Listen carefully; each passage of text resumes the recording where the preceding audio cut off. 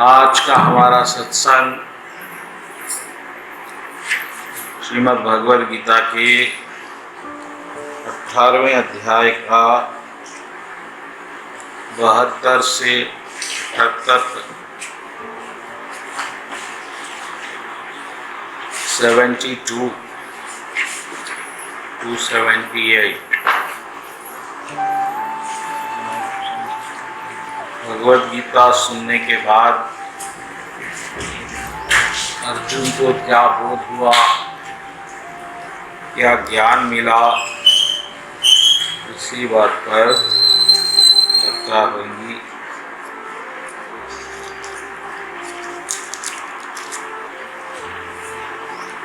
भगवान कृष्ण प्रश्न करे अर्जुन से, क्या आप गीता एकाग्र मन से सुने? क्या आपकी मोह और माया अभी भी गई या नहीं गई? बोलो। तब 73वें श्लोक में अर्जुन जो उनको गीता का ज्ञान मिला उसके बारे में बोले। यह पिछले हफ्ते भी हम इस बात पर चर्चा करेंगे, लेकिन इस हफ्ते भी फिर उसको दोहराएंगे कि युद्ध शुरू होने से पहले अर्जुन की क्या स्थिति है, गीता सुनने के बाद क्या स्थिति है।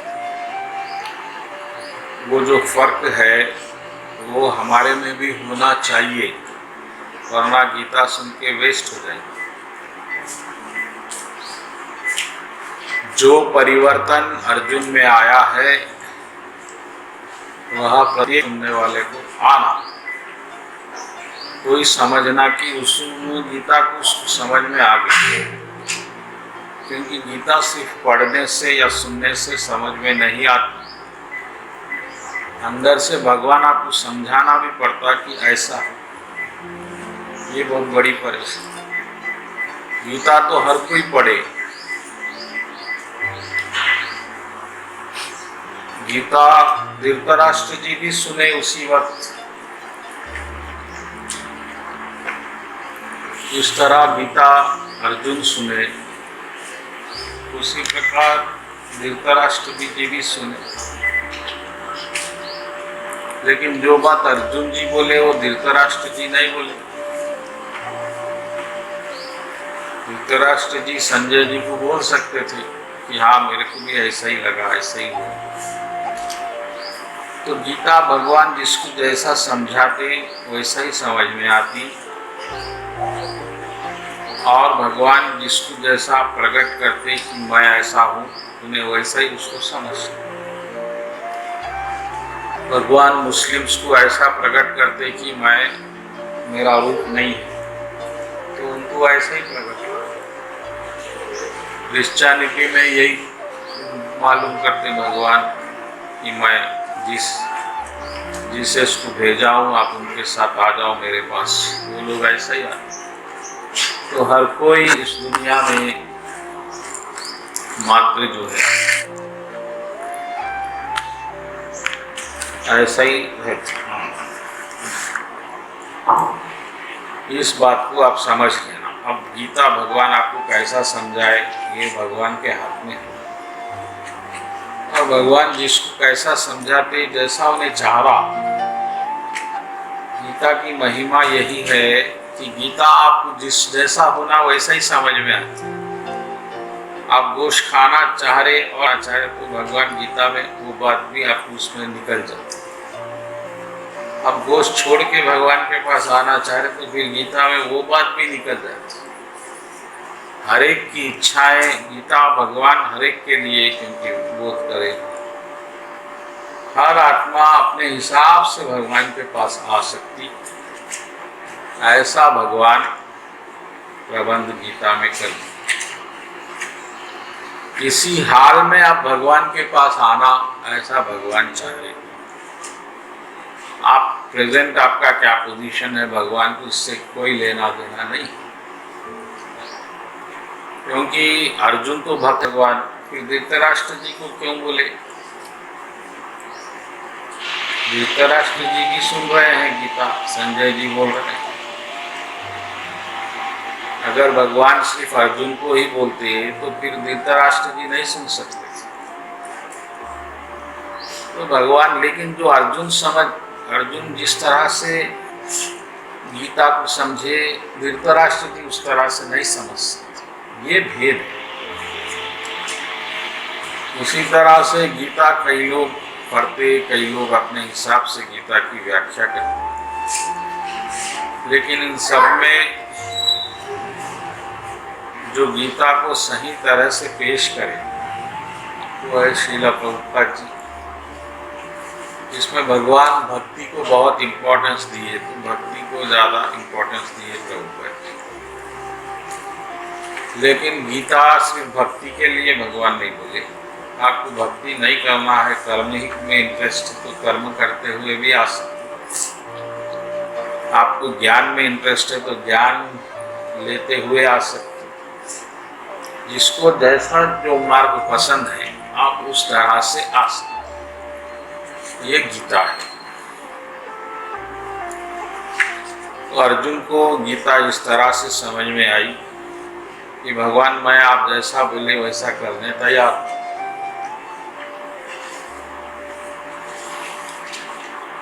इससे पहले अर्जुन यही भगवान को बोले थे 2 घंटे पहले, भगवान मैं लड़ नहीं सकता, मैं लड़ना नहीं चाहता, ये अर्जुन की मर्जी है। अब मैं जो आप बोले वैसा ही करूँगा, ये अर्जुन का ज्ञान है।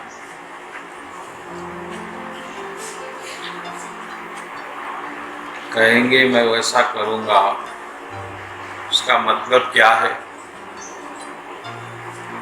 कि अब जो भगवान चाहेंगे मैं वही करूँगा। ये बात अर्जुन क्यों बोलना पड़ा, इस बात पे चर्चा करना जरूरी है। क्योंकि इस दुनिया में जो हो रहा है,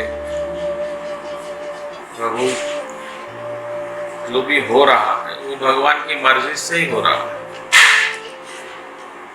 दिनों प्रभु सामने आ जाना।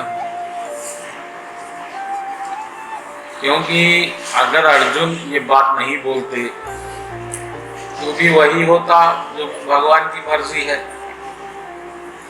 अर्जुन को ज्ञान ये मिला है पूरी गीता सुनने के बाद कि उसकी मर्जी कहीं चलने वाली नहीं है। ये बात आप भी समझ लो।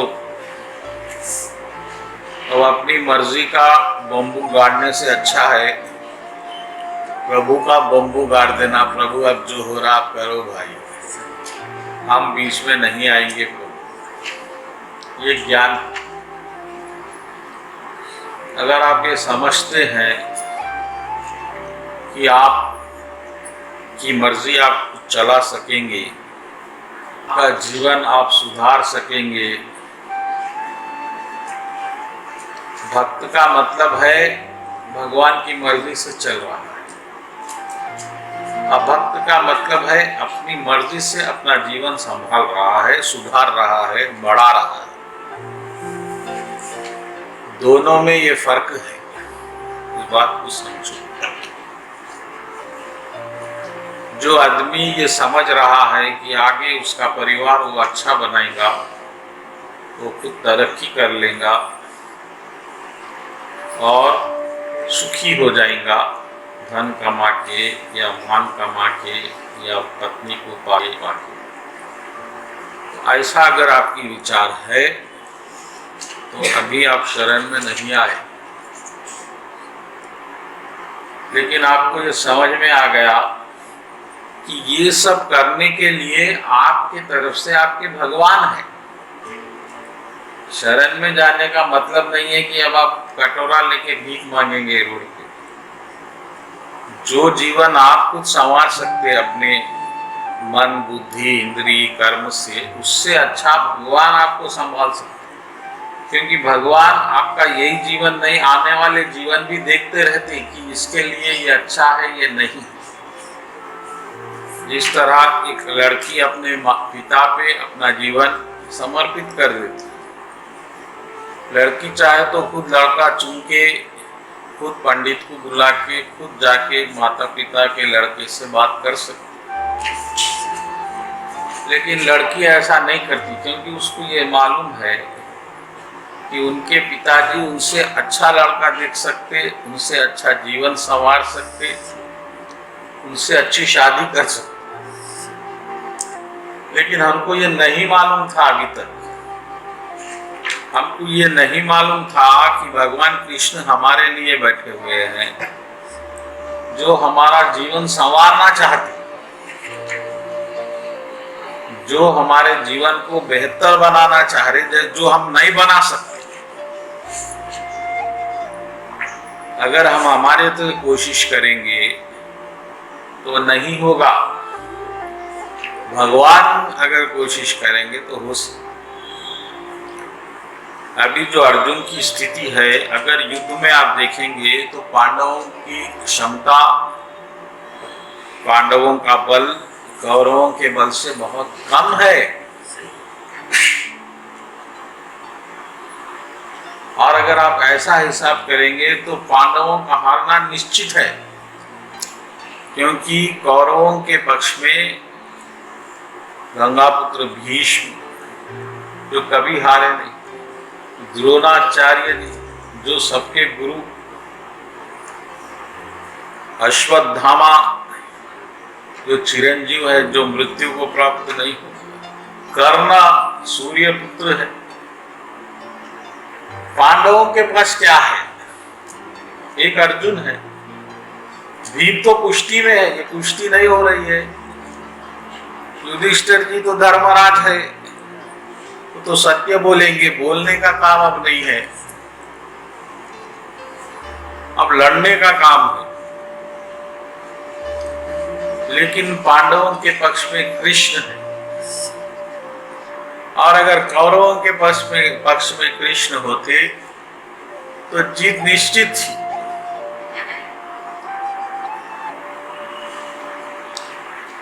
जब दोनों अर्जुन और दुर्योधन भगवान से मांगने गए, क्योंकि युद्ध शुरू होना है, मदद मांगने गए, युद्ध में आप हमारा साथ दो, तो भगवान देख लिए दुर्योधन आ रहे थे, तो भगवान सोने की एक्टिंग करे। दुर्योधन जी आए,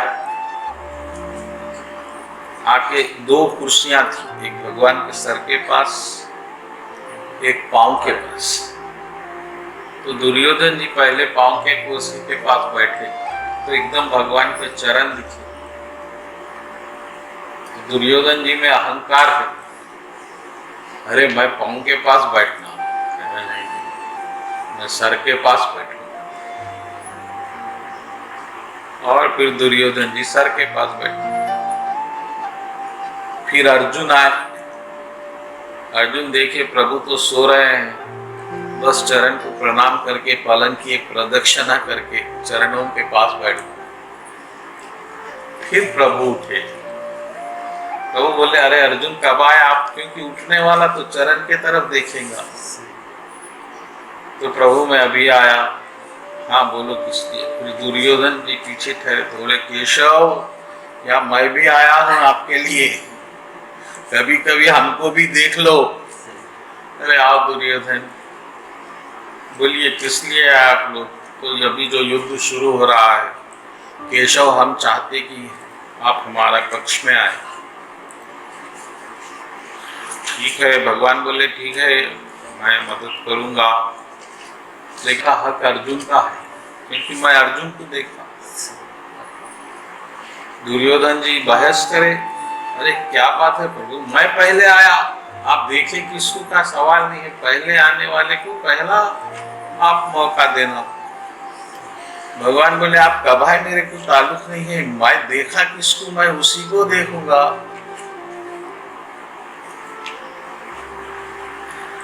तो ठीक है, भगवान बोले मैं अपने आप को विभाजित कर लेता हूँ, एक तरफ मेरी सेना होगी, एक तरफ मैं रहूंगा और मैं युद्ध नहीं करूंगा। बस मैं कोई शस्त्र नहीं उठाऊंगा। अब दुर्योधन के मन में ये चल रहा है कि अब ये केशव का फिर एक मायावी चाल चले। अब वो अर्जुन पूरी सेना ले लेगा, मैं केशव को लेके अचार डालूंगा। दुर्योधन बहुत निरुत्साहित हो, प्रभु ये अन्याय है, पहले मैं आया, अब आप डिवाइड कर रहे। अब अगर अर्जुन सेना ले लिए तो फिर मैं तो आपको लेना पड़ेगा, आप तो फिर धर्मराज है, अवतार है, ऐसा अन्याय नहीं करूंगा। बोले ऐसा नहीं हो सकता, मैं युद्ध नहीं करूंगा, शस्त्र नहीं उठाऊंगा और एक तरफ मेरी पूरी सेना। तब अर्जुन बोले भगवान मैं आपकी सेना लेके क्या करूंगा, एक आप मेरे साथ है तो बस है, ऐसे कई युद्ध मैं जीत सकता। ये भक्तों का विश्वास। और जो अभक्त लोग हैं, जो भक्त नहीं है, उनका विश्वास सेना में है, धन में है, पदवी में है, क्योंकि वो दिख रहा है पावर रहने से सब कुछ हो सकता है। लेकिन पावर रहने से सब कुछ नहीं हो सकता। जहां भगवान रहेंगे वही लक्ष्मी। लक्ष्मी का मतलब है प्लेजर, आनंद। ये भौतिक ब्रह्मांड जब भगवान बनाए, इस ब्रह्मांड का लक्ष्य क्या है? एंजॉयमेंट। हम एंजॉयमेंट के लिए जी रहे हैं। तो जो लक्ष्य बना, लक्ष्य टारगेट जिसको, वो लक्ष्य जो है एंजॉयमेंट। और एंजॉयमेंट क्या है? प्रभु का जो एंजॉयमेंट है। लक्ष्मी क्या है? विष्णु जी की दास है, यानी विष्णु भगवान का जो एंजॉयमेंट है लक्ष्मी, वो इस दुनिया के लोग खुद एंजॉय करना चाहते। ये बात को आप समझिए।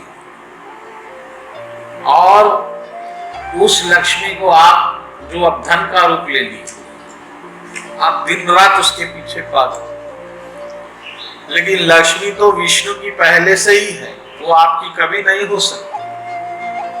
आप कैसा भी धन पालो, कितना भी पालो, उससे जो सुख पाने की कोशिश करेंगे उसमें आप फेल हो जाएंगे।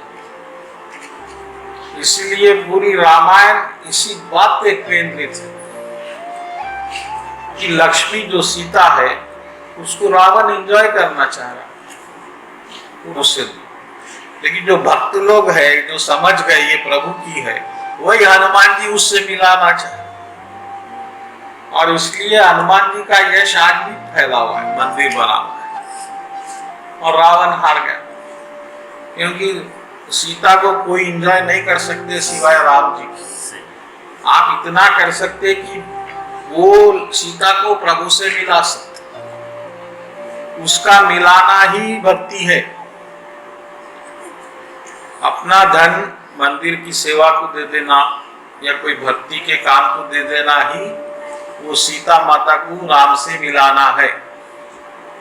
तो कृष्ण आपको उस पाप से बचा सकते हैं जो धन आप पाप से ला लिए।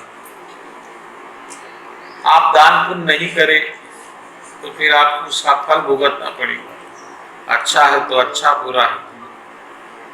और धन तो अच्छे ढंग से आएगा नहीं, अच्छे ढंग से सीमित धन आता जिससे परिवार चल जाए। लेकिन बाद में जो ऐश्वर्य और भोग जाती है अति, वो धन आपको मेहनत से आना बहुत मुश्किल हो जाता है। तो फिर आदमी गलत रास्ता चुनता, तो उसमें फिर उसको उसका फल भोगना पड़ता। तो कहने का मतलब ये है कि अर्जुन भगवान कृष्ण को चुने। वहां से आए महल से, तो मामा शकुनी इंतजार कर रहे थे, क्योंकि दुर्योधन मदद मांगने गए थे भगवान से। शकुनी जी बोले बोल भांजे क्या मांगा? मामा जी अर्जुन तो बड़ा मूर्ख निकला। क्यों? अरे कृष्ण ने विभाजित कर दिया, एक तरफ खुद को, एक तरफ सेना को। और वो मूर्ख अर्जुन कृष्ण को चुना, सेना तो मेरे पास आ गई। तब शकुनी मामा बोले, भांजे ये बहुत गलत सौदा करा, तू वो मायावी कृष्ण को नहीं जाए, ये तुझे बहुत महंगा पड़ेगा भांजे।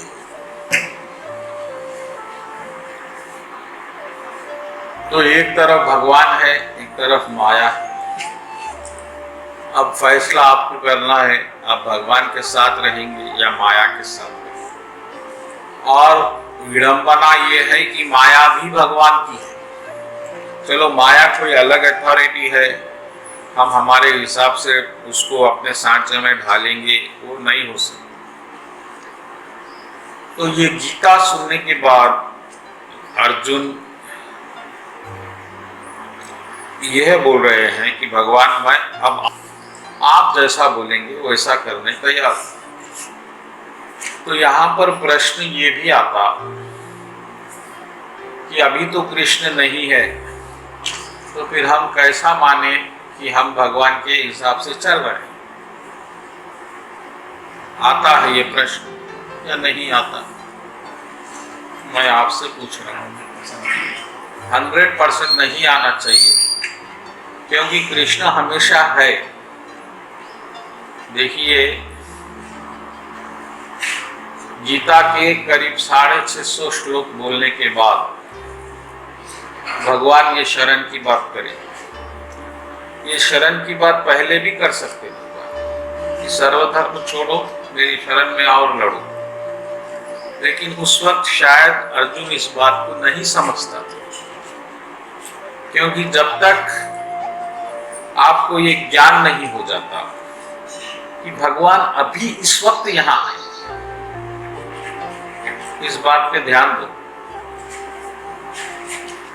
भगवान अभी इस वक्त यहाँ है, इस बात का आपको विश्वास और ज्ञान नहीं होता जब तक आप सीधा शरण नहीं ले सकते।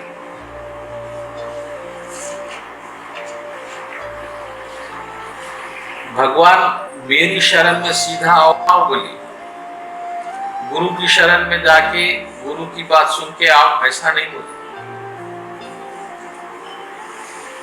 क्योंकि भगवान अभी प्रत्यक्ष है, भगवान प्रत्यक्ष दुनिया चला रहे हैं। ऐसा नहीं है कि भगवान जब बोले जब थे, या भगवान हमारे से संपर्क में नहीं रहते, वो भगवान कहीं और है, वो भक्तों को ही मिलते, ऐसी बात नहीं है। भगवान परमात्मा स्वरूप में पूरी दुनिया चला रहे हैं इस वक्त, इसी क्षण में। ये विश्वास अगर जम गया तो ही आप परमात्मा की शरण पहले लेते, इसलिए पहले परमात्मा की शरण आई। और जब परमात्मा की शरण में आप आते तो आपको प्रत्यक्ष दिखता कि सब कुछ प्रभु का खेल है, प्रभु चला रहे हैं, इसमें आपका कुछ है ही नहीं। और जब फिर भक्ति में आप संलग्न होते तो भगवान की कृष्ण की डायरेक्ट शरण में आप आ जाते, क्योंकि परमात्मा और कृष्ण एक ही है। तो इस बात का आप ध्यान रखें। आप जब भगवान ईश्वर प्रत्यक्ष है और भगवान की मर्जी ही चल रही है, तो आपको करना इतना है कि अपनी जो मर्जी जो पहले बनते जाते, जैसा कोई मशीन में एक चीज जनरेट होती, हमारे जो बॉडी की मशीन है उसमें एक चीज कंटिन्यूअस जनरेट होती, वो है मर्जी, विल जिसको। अभी आप यहाँ बैठेंगे तो विल जनरेट होगा कि मैं इसके बाद वहां जाऊंगा, फिर वो करूंगा, फिर ये करूँ। ये जो कांस्टेंट जनरेशन है विल का, इस विल के कारखाने को आप बंद कर दें, वो जनरेट होगा, लेकिन उसको आप वही होना, वही चलना, ऐसा जो भाव बनता उसको आप खत्म कर दें। तो जो को भगवान की मर्जी बन जाती है, और जो होता वो भगवान की मर्जी होती। तो ऐसा नहीं कि भगवान नहीं है तो कुछ और शरण में, तो गुरु की शरण में जाएंगे तो गुरु आपके साथ कब तक रहेंगे? गुरु भी एक शरीर में बंधित है, अभी तो मैं यहाँ हूँ, अगर मैं यहाँ नहीं हूँ या मैं कल गुजर गया तो फिर क्या? ऐसा नहीं। कृष्ण भगवान बोल रहे मम एकम शरणम, यानी सीधा मेरे शरण में रहो, यानी अब रहना है आप। और जो आपके साथ जो घटित होने वाला है आज के दिन, आज के क्षण, ये सब हो रहा है। इस भाव को दृढ़ बनाना है।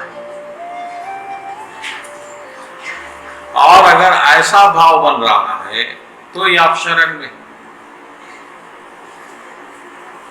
नहीं। अगर ऐसा भाव नहीं बन रहा है तो फिर आपको गुरु की शरण लेना पड़ता। हर चीज करने से पहले आपको गुरु से पूछना पड़ता कि प्रभु मैं ये करना चाह रहा हूं, इसमें आपकी सम्मति है या नहीं। और अगर गुरु बोल दिए कि ये गलत है तो आपको रुक जाना भी पड़ता, वो शरण में हिसाब में है। तो ये जो डायरेक्ट शरण है इसमें बहुत की आवश्यकता हो जाती है। गांधी जी ये प्रैक्टिकल करें। गांधी जी बार बार बोले कि शरण का मतलब है, गांधी जी राम जी के शरण में थे। राम जी यानी दशरथ के बेटे नहीं बोलते थे, वो राम जी जो भगवान है, अनंत है, जिनका कोई रूप नहीं है, ऐसा वो मानते थे। तो गांधी जी से जब पूछा जाता कि फिर क्या सबूत है आप भगवान की शरण में है, तो मेरे साथ जो हो रहा है वही सबूत है, क्योंकि उनकी मर्जी चल रही है, हो रहा है। और हम गांधी जी का जीवन देखेंगे तो गांधी जी का जीवन एक सफल जीवन, कुछ भी हो, थोड़े उनसे डिसएग्री है, एग्री है, वो लड़ाई हमारी नहीं। वो आदमी जो महाकामिक था, सेक्सुअल आदमी था, आज भगवान उसको इतनी बड़ी पदवी दे दी, जिन्हें वो शरण भगवान की कृपा की महिमा। अगर गांधी जी में शरण निकाल दी जाए तो फिर आप गांधी जी को एक दिन भी बर्दाश्त नहीं कर सकते। तो ये जो प्रकट प्रभाव है जीवन का, वो गांधी जी के जीवन का, वो उनकी भगवान की कृपा का प्रभाव है। तो इस बात को आपको समझना आवश्यक है। तो भगवान की शरण में आप है या नहीं है, ये आपको पहले विश्वास ही नहीं है तो शरण हो ही नहीं सकती। इस बात को आप याद रखो। और कृष्ण इतने प्रैक्टिकल है, देखिए।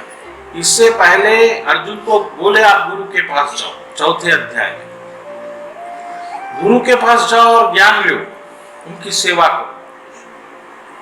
बस सेवा करने के बाद क्या मिलेगा? आपको सीधा शरण मिलेगी। इस बात को आप याद रखिए। तो जिस दो अनजान लोगों को 1 घंटे में, आधे घंटे में मिला देते, 2 मंत्र पढ़ के, गुरु जी भी इस तरह आत्मा परमात्मा को मिला देते और हट जाते। पंडित जी भी हट जाते। पंडित जी थोड़ी घर में रहते पति पत्नी को मिलाने के बाद। इसी तरह गुरु का काम है कि आत्मा को परमात्मा से मिला देना। मिला देने का मतलब है कि समझा देना, भाई ये आपके है, आप इनके हैं, और बाकी का जीवन आप लोग एक दूसरे के साथ रह के गुजार लो। ये गुरु का काम है। इससे भटके गुरु कुछ नहीं कर सकता। जादुई शक्तियां नहीं है, इस बात को याद रखो। पंडित जो आता उसके पास जादू की शक्ति रहती है, लेकिन 2 अनजान आदमी को 1 घंटे में आके मिला के चले जाता, ये भी बड़ा चमत्कार है।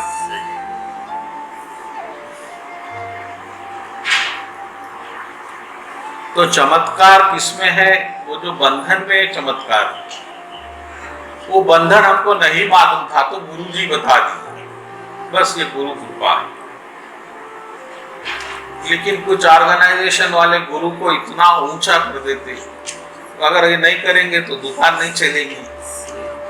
अगर मैं ये बोल दिया कि अब गुरु का काम ही नहीं है तो फिर आप यहाँ आएंगे क्यों गुरु के पास? तो ऐसा नहीं है। गुरु का भी एक सीमित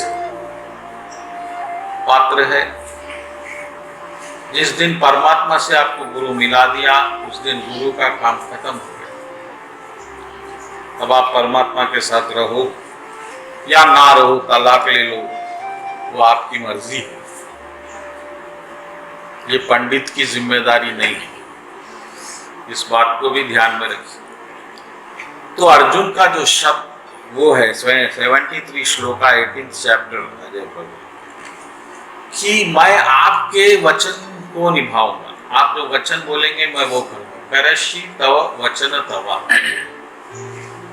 ये बहुत इंपॉर्टेंट है क्योंकि गीता सिर्फ अर्जुन को नहीं बोली गई, आने वाली समस्त लोगों को भगवान गीता बोले।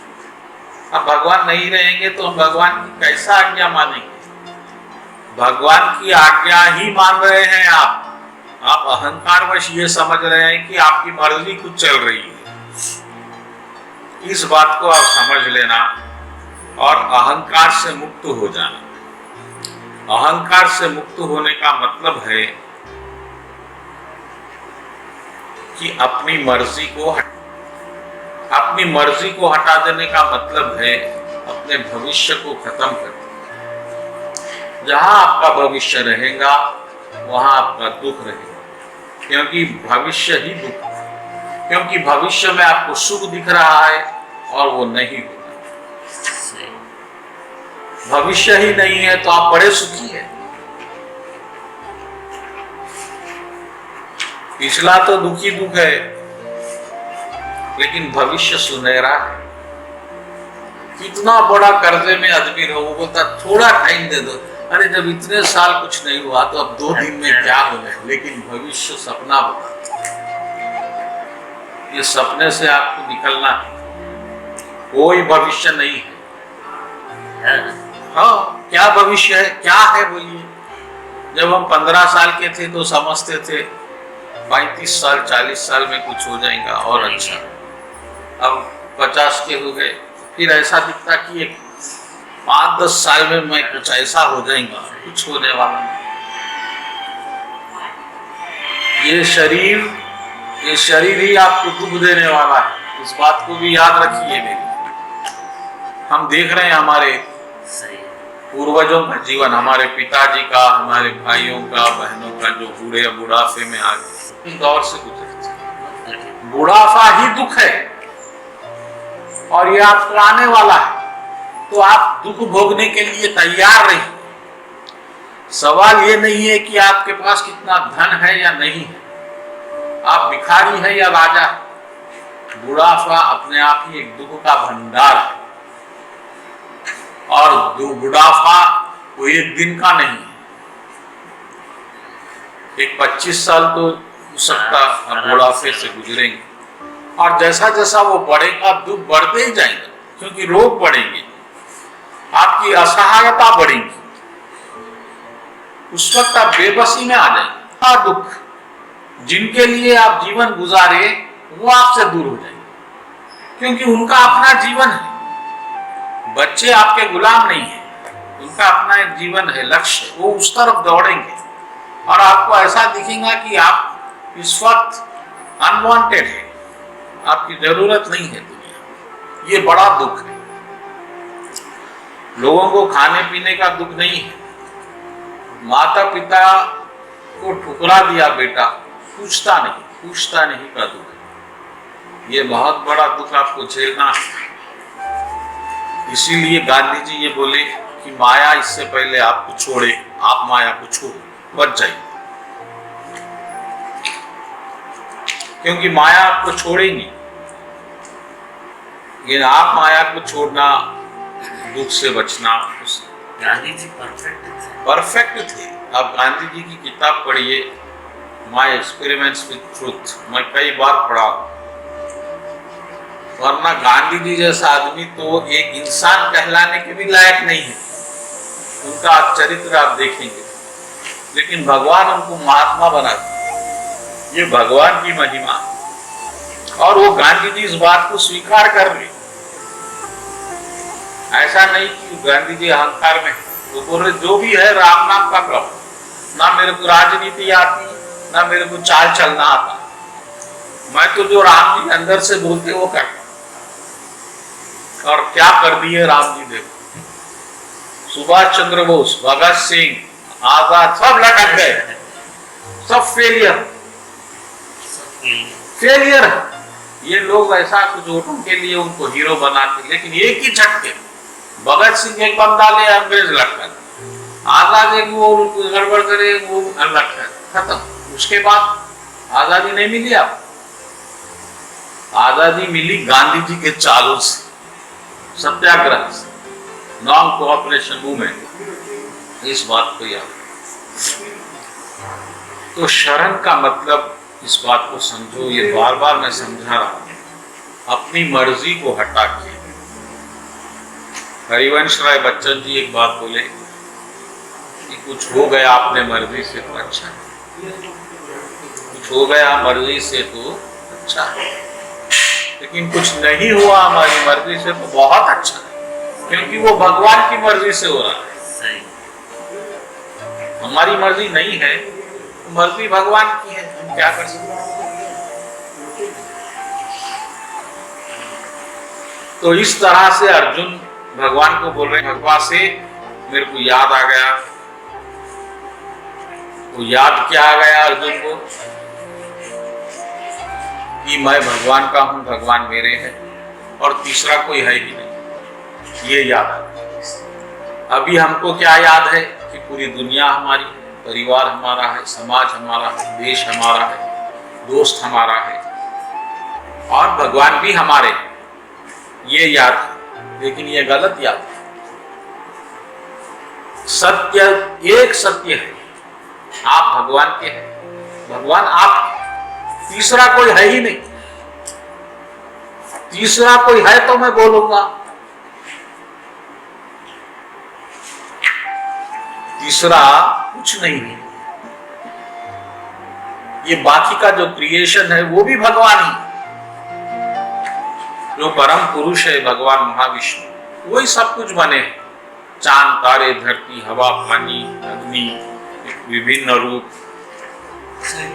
तो अब आप कहां जाएंगे? कोई दूसरा है तो कुछ सोचेंगे। भगवान शंकर भी विष्णु ही है, ब्रह्मा विष्णु है, चिंटी विष्णु है। ये पूर्ण ज्ञान। मेरे तो गिरधर नागर दूजा न कोई, ये दो ही बातें मीरा जी बोली, एक तो भगवान मेरे, फिर दूसरा कोई है भी नहीं। तो समझो आप आ गए शरण में, अब बचा के आप याद करेंगे तो भगवान को याद करेंगे। यहाँ पर ध्यान भगवान का सहज हो जाता, इजी हो जाता। अगर आप ऐसा बैठेंगे आज में भगवान पे ध्यान, आपका ध्यान कभी नहीं हो सकता, क्योंकि आपका मन तो कईयों को अपना मान चुका है। वो तो वही भागेगा, वो तो धन को अपना मान लिया, सम्मान को अपना मान लिया, परिवार को अपना मान लिया। आज बैठेंगे वही इच्छे। तो जब तक आपको पूर्ण ज्ञान नहीं हो जाता, आपको ध्यान संभव नहीं भगवान। जब आपको हर ये ज्ञान होगा कि हर तत्व भगवान है, हर चीज भगवान ही बने हैं, तो वो ध्यान सहज हो जाता है। इस बात को भी आप याद रखें। तो अर्जुन को ये याद आ गया कि मैं भगवान का हूं, भगवान ये भूल गया था। अब क्योंकि भगवान ही सब कुछ है, तो चला भी सब भगवान ही रहे हैं, तो मैं आप जैसा बोलेंगे वैसे ही चलूंगा, क्योंकि अब दूसरी मर्जी चलना ही नहीं है। हम तो हमारी टांग बीच में अड़ा रहे हैं। जो मर्जी पूरी हो रही है तो हम समझ रहे हैं कि हम कर रहे हैं, जो पूरी नहीं हो रही है तो दुखी हो रहे हैं। यही हो रहा है। मैं बार बार उदाहरण देता हूं राम जी के वनवास का। गुरु वशिष्ठ जी ने मुहूर्त निकाला। गुरु वशिष्ठ जी सबसे बड़े गुरु, कि राम जी राजा बनना चाहिए, कल का मुहूर्त अच्छा है, मैंने समय अच्छा है, समझ रहे आप। दशरथ जी की मर्जी है मेरा बेटा राजा बन जाए। देखिए कैसी मर्जी। माता कौशल्या की मर्जी है, सबकी मर्जी, दोस्तों की मर्जी है, लक्ष्मण जी की मर्जी है, पूरे अयोध्या की मर्जी है, लेकिन भगवान की मर्जी नहीं है। इस बात को समझिए। कभी कभी भगवान कुछ और करना चाहते, भगवान को चिंता है उस रावण की, उसकी मुक्ति, और रावण कौन है? भगवान का परम भक्त है। वो वैकुंठ में रहने वाला श्राप के कारण इधर आ गया। अब भगवान को चिंता है मेरे भक्त को वापस कैसा लाऊं। वो जेल में चले गए और पिताजी पहले कार्रवाई करेंगे कि पहले बेटा जेल से छूटे। भगवान को राज करना नहीं है राम जी को, भगवान को चिंता है मेरा भक्त एक तो राक्षस बन के आ गया, अब अगर मैं नहीं जाऊंगा तो कैसे। ये देखिए भगवान की सोच। अब ये हमारी सोच बेटा राजा बन जाए। अब भगवान क्या करेंगे? या आपकी मर्जी पूरा करेंगे या अपने भक्त को देखेंगे। इसीलिए दुख हो गया। दुख कहां से पैदा हुआ? जहां हमारी मर्जी भगवान की मर्जी टकराएंगी वहां दुख पैदा होगा। ये एक उदाहरण काफी है। भगवान अपनी माँ की नहीं सुने, पिताजी की नहीं सुने, पूरा अयोध्या बोला।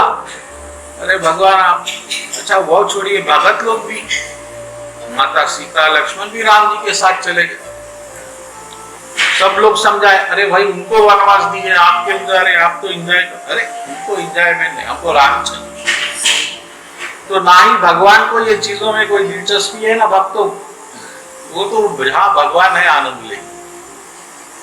इस बात को याद रखिए। ये मर्जियों का टकराव, ये मर्जी आपका अहंकार बन चुकी है और आपका अहंकार भगवान का अहंकार हमेशा टकराएगा।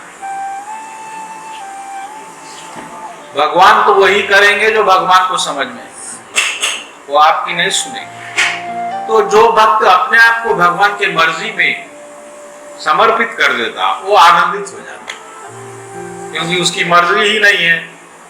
वो जेल भी जाएंगे, ये भी प्रभु की इच्छा, चलो अभी जाएंगे।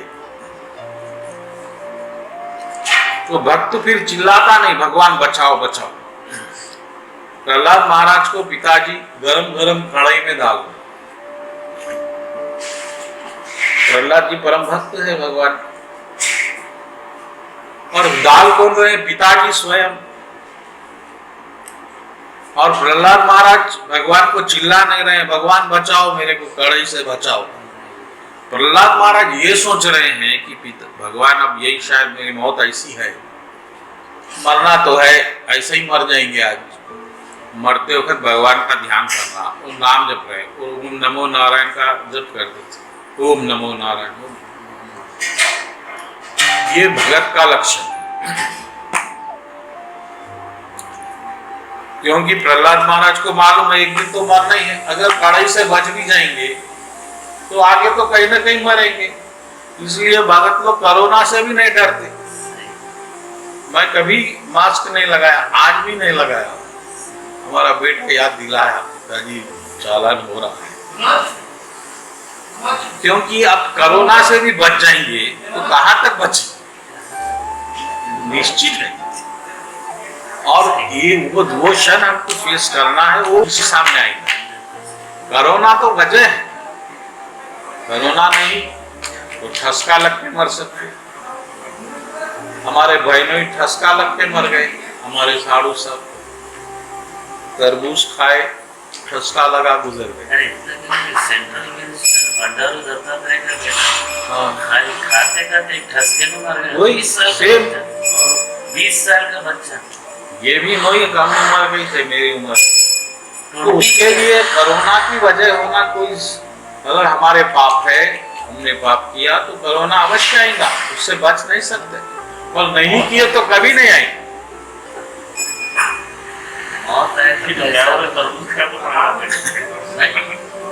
एक बहाना है, रीजन वजह। तो इस तरह से अर्जुन बोले मेरे को याद आ गया भगवान, अब मैं आप जो मर्जी हुई मैं वही करूंगा। हम अगले श्लोक पे जाएंगे, 74वां श्लोक। अब संजय जी आ गए। संजय जी जो वेदव्यास के शिष्य है, जिनको ये शक्ति प्राप्त है कि वह किसी भी दृश्य को कहीं भी बैठ के देख सकते, और वह भगवद गीता को प्रत्यक्ष कमेंट्री के रूप में धृतराष्ट्र जी को सुना रहे। तो धृतराष्ट्र जी जो कि कौरवों के पक्ष में है, जो कौरव हरे कृष्णा बात नहीं करना, जो कौरवों के पिता है, भगवान उनको भी गीता सुना रहे। भगवान करुणामय, सीधा फंसा। आप अर्जुन को सुनाए, वो तो भक्त है, सुनाए, लेकिन धृतराष्ट्र जी तो दुश्मन है। भगवान बोले अगर सुधर जाएगा तो ठीक है भाई, इसको भी सुना दो, और वो सुनेगा तो फिर इनको भी समझाएगा। तो संजय जी क्या बोल रहे हैं सुनिए। Thus I have heard the conversion of two great souls, Krishna and Arjuna, so wonderful that my hair standing on end. अरे मेरे रेंग पे खड़े हो गए, मैं जो अद्भुत ज्ञान सुना कृष्ण भगवान के मुख से। By the mercy of Vyasa, Guru Kripa se, I have heard the continental talk directly between the master of all mystic and Krishna and is personally speaking to Arjuna. जो सबसे बड़े जादूगरों के जादूगर भगवान कृष्ण और अर्जुन, ये कैसा सुने? गुरु कृपा से, व्यास जी की कृपा से सुने। तो इस श्लोक में गुरु का महात्म्य भी बताया गया कि आपको गुरु की आवश्यकता होती है, क्योंकि जब भगवान आपको समझ में नहीं आ रहे हैं तो फिर गुरु जी उसको समझा सकते। तो यहाँ पर by the mercy of Vyasa बोले संजय जी, और 77 श्लोका नहीं 76, I repeatedly recall the wondrous form of Krishna, body dialogue every moment, holy dialogue। एक एक शब्द भगवान का सुन के मैं रोमांचित हुआ हूँ। और मैं 77 श्लोक में संजय जी बोल रहे हैं कि मैं भगवान का अद्भुत रूप देखकर भी बहुत, कृष्ण का रूप कृष्ण का सबसे बड़ी खूबी है, भगवान की सुंदरता। और आखिरी श्लोक जो बोले हैं 73 का आखिरी श्लोक संजय जी बोले, ये इम्पोर्टेंट है, इस पर थोड़ी चर्चा करेंगे कि जहाँ पर कृष्ण है और जहाँ पर अर्जुन है, वहीं पर 4 चीजें निश्चित है। जहाँ भगवान कृष्ण है और जहाँ अर्जुन है, 4 चीजों का होना निश्चित है। क्या है? क्या है? श्री, विजया और नीतिर मतिर मम। विजया ऑपुलेंस, पावर और मोरालिटी, सत्य, धर्म, एक्स्ट्रॉर्डिनरी पावर यानी अति ताकत नहीं, और पैसा, ऐश्वर्य,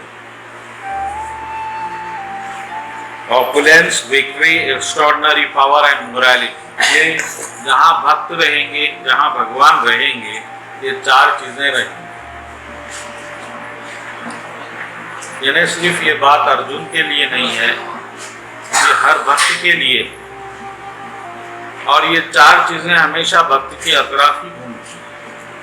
आप इतिहास में देख लीजिए कि पूरा इतिहास भक्तों के अतराफ होता है। आज हनुमान जी हमारे सबसे बड़े मंदिर ज्यादा हिंदुस्तान में उनके ही है। हनुमान जी क्या है? राम जी के भक्त है। तो ये भक्तों का इतिहास। और अर्जुन भी कृष्ण के भक्त है, अर्जुन इतिहास बनाए। गांधी जी राम के भक्त है, गांधी जी इतिहास बनाए। तो इस तरह से जो भी इतिहास बना है वो भक्तों के द्वारा बना। आज हम जो होली मनाते, होली का त्योहार, वो भक्त प्रहलाद तो जब होलिका अपने जलाना चाहती थी तो उस तरह से इतिहास बना। जो दशहरा हम मनाते तो राम रावण को मारने के बाद, रावण के मारने का, दिवाली जो मनाते, जो अयोध्या को वापस आए प्रभु, उस वक्त जो आतिशबाजी, जो भी इतिहास है वो कहीं न कहीं भगवान से जुड़ा है या भक्तों से जुड़ा है। अगर भगवान भक्त को निकाल दिया जाए तो कुछ है ही नहीं हिंदुस्तान में। संसार में कुछ नहीं। तो इस बात को याद रखिए, भगवत गीता का आखिरी श्लोक ये बता रहा है, धन होना, ऐश्वर्य होना तो भगवान के पास आओ, आपको पावर होना तो भगवान के पास आओ, धर्म होना तो भगवान के पास आओ, और क्या है एक्स्ट्रॉर्डिनरी पावर, जीत होना, और क्या होना इससे ज्यादा भी। भगवान के पास आइए, भगवान की शरण में जाइए। हो गई गीता। बोलो कृष्ण कन्हैया लाल जी की।